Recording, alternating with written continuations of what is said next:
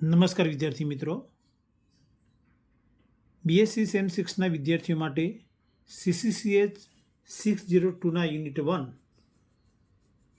Electron અનુરાગી અને મુક્તમૂલક યોગશીલ પ્રક્રિયાઓના પ્રકરણમાં ખૂબ જ અગત્યનો પ્રશ્ન સ્ટીરિયો સિલેક્ટિવ અને સ્ટીરિયો સ્પેસિફિક પ્રક્રિયાઓ એટલે કે અવકાશ સંવર્ણાત્મક અને અવકાશ વિશિષ્ટ પ્રક્રિયાઓ ઉદાહરણ સાથે સમજાવો। સ્ટીરિયો સિલેક્ટિવ પ્રક્રિયાઓ જેની ચર્ચા અગાઉ આપણે કરી ગયા છીએ કે જ્યારે કોઈ રાસાયણિક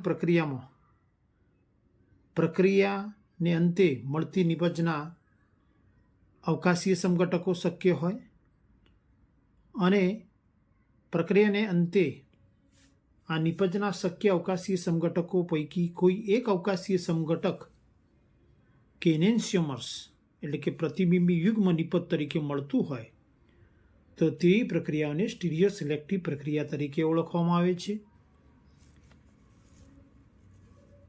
2-બ્યુટીનની જ્યારે કાર્બન ટેટ્રાક્લોરાઇડની હાજરીમાં બ્રોમિન સાથે પ્રક્રિયા કરવામાં આવે છે ત્યારે C2C3 વચ્ચેના દ્વિબંધમાં બ્રોમિનનો અણુ ઉમેરાય છે, જેમાં C2 કાર્બન સાથે એક બ્રોમિન પરમાણુ અને C3 કાર્બન સાથે એક બ્રોમિન પરમાણુ જોડાય છે અને પાઈ બંધ દૂર થાય છે અને નિપજ તરીકે 2,3 ડાયબ્રોમોબ્યુટેન મળે છે। અહીં 2-બ્યુટીનની બ્રોમિનેશન પ્રક્રિયાથી મળતી યોગશીલ નિપજ 2,3 ડાયબ્રોમોબ્યુટેનમાં C2 અને C3 C1, 2, 3 અને 4 C2 અને C3 ઉપર અહીં આગળ સ્ટાર બતાવેલ છે, એટલે કે C2 અને C3 કાર્બન પરમાણુઓ એ સમ કાર્બન પરમાણુઓ છે, કારણ કે C2 અને C3 કાર્બન પરમાણુ પર જોડાયેલા પરમાણુ અને પરમાણુ સમૂહો ચારેય પરમાણુ અને પરમાણુ સમૂહો જુદા છે। C2 ઉપર એક હાઇડ્રોજન, એક બ્રોમિન, એક CH3 અને બાકીનો આટલો ભાગ જોડાયેલો છે। તે જ રીતે C3 ઉપર હાઇડ્રોજન, બ્રોમિન, બ્રોમો સમૂહ, CH3 અને આટલો ભાગ જોડાયેલ છે। આમ C2 અને C3 એમ બે અસમ કાર્બન છે। આમ 2-બ્યુટીનના બ્રોમિનેશનથી મળતી નિપજ 2,3 ડાયબ્રોમોબ્યુટેન જેમાં બે અસમ કાર્બન પરમાણુઓ છે અને બે અસમ કાર્બન પરમાણુ હોવાથી 2n અવકાશીય સમઘટકો શક્ય છે, જે n એ અસમ કાર્બન પરમાણુની સંખ્યા છે। પરિણામે 2n n બરાબર 2 હોવાથી 2 થશે અને 2 = 4 એટલે કે 2,3 ડાયબ્રોમોબ્યુટેનના 4 અવકાશીય સમઘટકો શક્ય છે, જેને ફિશર સૂત્ર દ્વારા એટલે કે ફિશર પ્રોજેક્શન દ્વારા નીચે મુજબ દર્શાવી શકાય। 4 અવકાશીય સમઘટકો દોરવા માટે આ પ્રકારે C1, C2, C3 અને C4 4 કાર્બન પરમાણુ એટલે કે મુખ્ય શૃંખલાને ઊભી રેખામાં દોરીશું। આમ 4 શક્યતાઓ બતાવી છે, તો દરેકની અંદર CH3 અને જે જગ્યાઓ બે રેખાઓ એકબીજાને ક્રોસ કરે છે તેવા કાર્બન પરમાણુ છે, અહીંયા C3 કાર્બન પરમાણુ અને નીચે CH3।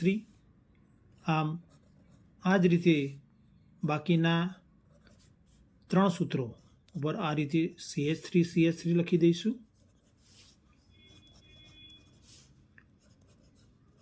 હવે C2 અને C3 ઉપર હાઇડ્રોજન પરમાણુ અને બ્રોમિન પરમાણુ જોડાયેલ છે। C2 ઉપર એક હાઇડ્રોજન અને બ્રોમિન, C3 ઉપર એક હાઇડ્રોજન અને બ્રોમિન જોડાયેલ છે। તો તેમની શક્ય અવકાશીય ગોઠવણીઓ જો દર્શાવીએ તો અહીં નીચે દર્શાવ્યા પ્રમાણે 4 સૂત્રો શક્ય બનશે।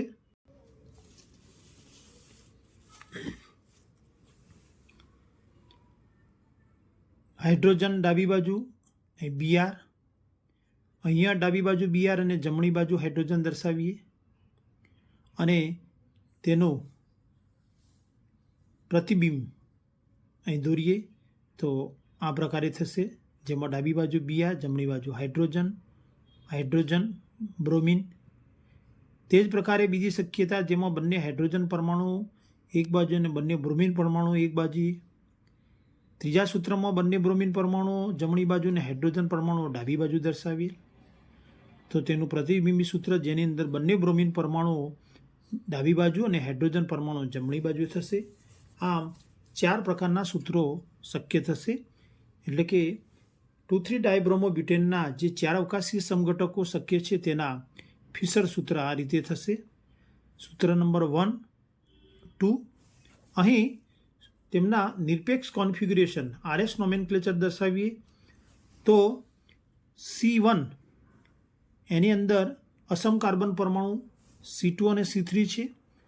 C2 ઉપરનો વિન્યાસ દર્શાવીએ તો સૌપ્રથમ અસમ કાર્બન પરમાણુ સાથે જોડાયેલ પરમાણુનો પરમાણુ ક્રમાંકના આધારે ક્રમ દર્શાવીએ તો C2 કાર્બન ઉપર અહીં બ્રોમિનનો ક્રમાંક 1 થશે. ત્યારબાદ 2 કાર્બન પરમાણુ, અહીં પણ કાર્બન પરમાણુ, અહીંયા કાર્બન જોડાયેલ છે અને બંને કાર્બન પરમાણુ સમાન એટલે કે 2 કાર્બન પરમાણુ જોડાયેલા હોવાથી એના પછીનો નેક્સ્ટ પરમાણુનો પરમાણુ ક્રમાંક જોઈશું. તો અહીં નેક્સ્ટ પરમાણુ હાઇડ્રોજન છે, અહીંયા નેક્સ્ટ પરમાણુ હાઇડ્રોજન અને બ્રોમિન પણ છે અને કાર્બન છે. પરિણામે અહીં નીચેનાનો ક્રમાંક 2 થશે, ઉપર 3 અને 4. હવે 4 નંબરનો કાર્બન પરમાણુ 4 નંબર જે આપેલો છે તે પરમાણુને સમતલની એને પાછળની બાજુએ ગણીએ તો એને દબાવી દઈએ અને 1, 2, 3 ક્રમમાં ગોઠવણી કરીએ તો 1, 2, 3 એમ ક્લોકવાઇઝ ગોઠવણી થશે. એટલે કે રેક્ટસ થશે. ક્લોકવાઇઝ એટલે કે જમણેરી દિશામાં. રેક્ટસ ગ્રીક ભાષાનો શબ્દ છે, પરંતુ 4 એ આડા તલમાં હોવાથી તેનાથી ઉલટું લેવું એટલે કે S થશે. આમ C2 કાર્બનનો વિન્યાસ થશે સિનિસ્ટર S. તે જ રીતે અહીં C3 કાર્બનનો વિન્યાસ જોઈશું તો તે પણ S થશે. 1, 2, 4 નંબરને ભૂલી જઈએ તો 1, 2, 3 ક્લોકવાઇઝ. હાઇડ્રોજન પરમાણુ 4થા નંબરનો પરમાણુ આડા તલમાં છે, પરિણામે S થશે. અને તે જ રીતે બાકીના સૂત્રોમાં વિન્યાસ દર્શાવીએ તો આ S હતો એટલે R, આ પણ R થશે. અહીં જમણી બાજુ S હતો તો S અને આ પણ S, આ બંને R થશે. S અને આ R. અહીં જોઈએ તો 1, 2, 3 1, 2, 3 અને આડા તલમાં એટલે ક્લોકવાઇઝની જગ્યાએ એન્ટી ક્લોકવાઇઝ થશે. આરની જગ્યાએ S સિનિસ્ટર. અહીં ઉલટું થશે એટલે S R, આ R અને S થશે. અહીં બંધારણ 1 અને બંધારણ 2 બંને એકબીજાના પ્રતિબિંબીઓ છે, પરંતુ એકબીજા ઉપર અધ્યારોપિત થશે નહીં. પરિણામે તે એકબીજાથી અલગ છે. પરિણામે તે પ્રતિબિંબી જોડકી છે. અહીં બાકીના 2 સૂત્રોમાં સમમિતિ તલ છે, જેમાં અણુનો અડધો ભાગ બીજા અડધા ભાગના વસ્તુ પ્રતિબિંબ તરીકે વર્તે છે. CH3નું પ્રતિબિંબ CH3, Brનું Br, હાઇડ્રોજનનું હાઇડ્રોજન. પરિણામે આ સમમિતિ તલ થશે. એમાં એક કાર્બન પરમાણુનો વિન્યાસ R અને બીજા કાર્બન પરમાણુનો વિન્યાસ S હોવાથી સરવાળે પ્રકાશ ક્રિયાશીલતા 0 થશે, એટલે કે પ્રકાશ અક્રિયાશીલ છે. આ બંને સૂત્રો એકબીજા પર અધ્યારોપિત થશે. અને ઉલટું કરી દઈએ તો બંને બ્રોમિન પરમાણુઓ જમણી બાજુ જશે અને હાઇડ્રોજન પરમાણુ ડાબી બાજુ થશે. અને આ બંને સૂત્રો એકબીજા પર અધ્યારોપિત થાય છે, એટલે કે તે એક જ છે. પરિણામે 4 અવકાશી સમઘટકો પૈકી ફક્ત 3 જ અવકાશીય સમઘટકો જોવા મળે છે, જેમાંનું 1 અને 2 એકબીજાના પ્રતિબિંબીઓ અને અધ્યારોપિત થતા નથી. પરિણામે તેઓ પ્રતિબિંબી સમઘટકો તરીકે ઓળખાય છે. અને બંનેનું 50% 50% મિશ્રણ એ રેસેમિક મિશ્રણ તરીકે ઓળખાશે. જ્યારે સમઘટક 3 જેમાં સમમિતિ તલ છે જે મેસો સમઘટક તરીકે ઓળખાય છે, પરિણામે તે મેસો 2,3 ડાયબ્રોમિયોબ્યુટેન છે. અહીં સ્ટીરિયો સિલેક્ટિવ અને સ્ટીરિયો સ્પેસિફિક પ્રક્રિયા માટે પ્રક્રિયક અને નિપજના અવકાશીય સમઘટકો શક્ય હોવા જરૂરી છે. સ્ટીરિયો સિલેક્ટિવ માટે નિપજના, જ્યારે સ્ટીરિયો સ્પેસિફિક માટે પ્રક્રિયક અને નિપજ બંનેના અવકાશીય સમઘટકો શક્ય હોય તો જ તે પ્રક્રિયા સ્ટીરિયો સિલેક્ટિવ બની શકે છે. અહીં પ્રક્રિયક 2-બ્યુટીનના બે અવકાશીય સમઘટકો સિસ 2-બ્યુટીન અને ટ્રાન્સ 2-બ્યુટીન શક્ય છે. જે પ્રક્રિયક 2-બ્યુટીનના અવકાશીય સમઘટકો સિસ 2-બ્યુટીન અને ટ્રાન્સ 2-બ્યુટીન જે એકબીજાના ભૌમિતિક સમઘટકો છે. તે પૈકી સિસ 2-બ્યુટીનનું બ્રોમિનેશન કરતો મળતી નિપજ 2,3 ડાયબ્રોમોબ્યુટેનના શક્ય અવકાશીય સમઘટકો પૈકી ફક્ત પ્રતિબિંબી સમઘટકો 1 અને 2નું સમપ્રમાણ મિશ્રણ મળે છે, જે રેસેમિક મિશ્રણ તરીકે ઓળખાય છે, જ્યારે મેસો સમઘટક નિપજ તરીકે મળતો નથી. આમ સિસ 2-બ્યુટીનના બ્રોમિનેશનથી નિપજ 2,3 ડાયબ્રોમોબ્યુટેનના 3 અવકાશીય સમઘટકો પૈકી 2 અવકાશીય સમઘટકોનું મિશ્રણ મળે છે. આમ સિલેક્ટિવ નિપજ મળતી હોવાથી સિસ 2-બ્યુટીનનું બ્રોમિનેશન એ સ્ટીરિયો સિલેક્ટિવ પ્રક્રિયા છે.